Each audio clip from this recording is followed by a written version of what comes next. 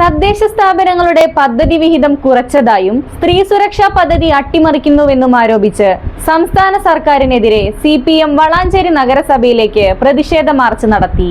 തദ്ദേശ സ്വയംഭരണ സ്ഥാപനങ്ങളുടെ പദ്ധതി വിഹിതം വെട്ടിക്കുറയ്ക്കുകയും സ്ത്രീ സുരക്ഷാ പെൻഷൻ പദ്ധതി അട്ടിമറിക്കുകയും ചെയ്ത UDF സർക്കാരിനെതിരെ CPIM വളാഞ്ചേരി ലോക്കൽ കമ്മിറ്റിയുടെ നേതൃത്വത്തിൽ വളാഞ്ചേരി നഗരസഭയിലേക്ക് പ്രതിഷേധ മാർച്ച് സംഘടിപ്പിച്ചു.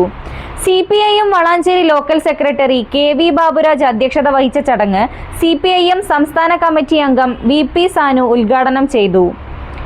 വടക്കേക്കുളമ്പിലെ കക്കൂസ് മാലിന്യ സംസ്കരണ പ്ലാന്റ് നിർമ്മാണം ഉപേക്ഷിക്കണമെന്നും ഇല്ലെങ്കിൽ ശക്തമായ സമരവുമായി മുന്നോട്ടു വരുമെന്നും CPIM നേതാക്കൾ അറിയിച്ചു.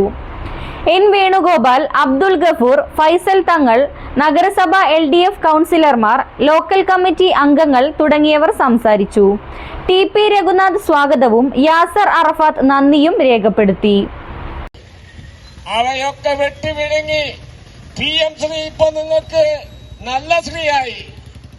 ഇതുപോലെ തന്നെ വെള്ളാപ്പള്ളിയെ ഒരു ലിഫ്റ്റ് കൊടുത്തു എന്ന പേരിൽ ഞങ്ങളുടെ അന്നത്തെ മുഖ്യമന്ത്രിയെ നിങ്ങൾ എന്തെല്ലാം പറഞ്ഞതാണ്.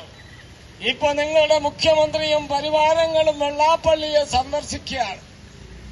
ഈ രീതിയിൽ പറഞ്ഞു പറ്റിക്കുക, അങ്ങനെ അധികാരം നേടുക, നുണ പറയുക, ഈ പദ്ധതിയുമായി വളാഞ്ചേരി മുനിസിപ്പാലിറ്റി അധികൃതരും UDFും മുന്നോട്ട് വന്നാൽ അത് കയ്യും കെട്ടി നോക്കി നിൽക്കാൻ കമ്മ്യൂണിസ്റ്റുകാരും ജനങ്ങളും തയ്യാറാണ്.